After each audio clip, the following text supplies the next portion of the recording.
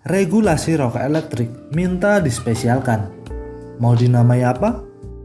Rokok elektrik atau yang populer dengan istilah vape adalah salah satu varian produk olahan tembakau yang tengah melejit perkembangannya.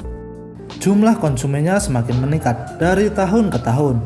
Di Indonesia sendiri sudah ada Asosiasi Personal Vaporizer Indonesia atau APVI sebagai wadah organisasi para stakeholder vape. Salah satu yang membuat rokok elektrik berkembang cukup pesat adalah karena vape digandrungi oleh anak muda yang menjadi mayoritas konsumennya. Tak dipungkiri, ada sebagian orang yang mulai mengkonsumsi produk tembakau alternatif ini karena terbawa arus tren. Selain itu, vape juga memiliki banyak varian rasa yang cukup menarik.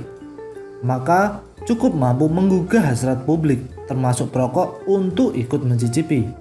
Vape selalu dikampanyekan sebagai produk tembakau rendah risiko alias lebih aman dikonsumsi dibanding dengan rokok konvensional. Nah, pada konteks ini, vape dicitrakan sebagai solusi terbaik untuk membantu berhenti merokok. Lembaga yang mengurusi makanan dan obat-obatan di Amerika, yaitu FDA, melarang keras jenis vape Juul lantaran tidak dapat membuktikan klaimnya yang disebut-sebut lebih aman dibanding rokok konvensional. Poin yang perlu digarisbawahi sebetulnya bukan soal mana yang lebih aman dan mana yang berbahaya. Regulasi sudah menempatkan keduanya di ruang yang sama, yaitu sama-sama produk olahan tembakau. Yang perlu menjadi perhatian adalah kepentingan di belakangnya. Sudah ada peraturan pemerintah nomor 109 tahun 2012 tentang pengamanan bahan yang mengandung zat adiktif berupa produk tembakau bagi kesehatan yang secara jelas dan rinci mengatur segala jenis produk berkandungan nikotin, bahwa sebagai produk yang memiliki faktor risiko dan limbahnya berpotensi mengganggu orang lain, sudah semestinya pula tunduk pada aturan yang ditetapkan. Belakangan ini, asosiasi konsumen HPTL gencar menyuarakan agar pemerintah membuat regulasi khusus terkait industri HPTL.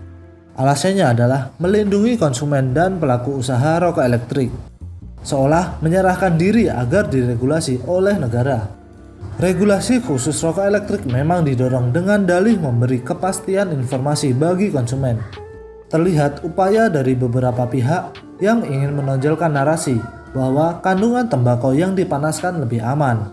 Diakui juga bahwa regulasi yang didorong bertujuan untuk menekan konsumsi rokok konvensional, termasuk kretek di dalamnya. Kita sudah punya PP 109 tahun 2012. Dari penamaannya sudah jelas bahwa yang diregulasi adalah produk tembakau. Tidak disebut secara spesifik hanya untuk rokok. Artinya, segala produk yang merupakan hasil olahan tembakau termasuk diregulasi di dalamnya. Tembakau jadi komoditas yang hendak dikuasai oleh industri farmasi. Bagaimana caranya? Salah satunya adalah menciptakan produk alternatif dari tembakau, seperti rokok elektrik, koyak tembakau, permen tembakau, dan lain-lain. Analisa ini sudah lama dikemukakan oleh Wanda Hamilton dalam bukunya yang berjudul Nicotine War. Jauh sebelum vape sepopuler hari ini, perkara stigma negatif terhadap produk olahan tembakau itu harus dilawan. Ya, jangan pilih-pilih. Produk tembakau bernama vape dibela, produk tembakau bernama kretek dimusuhi.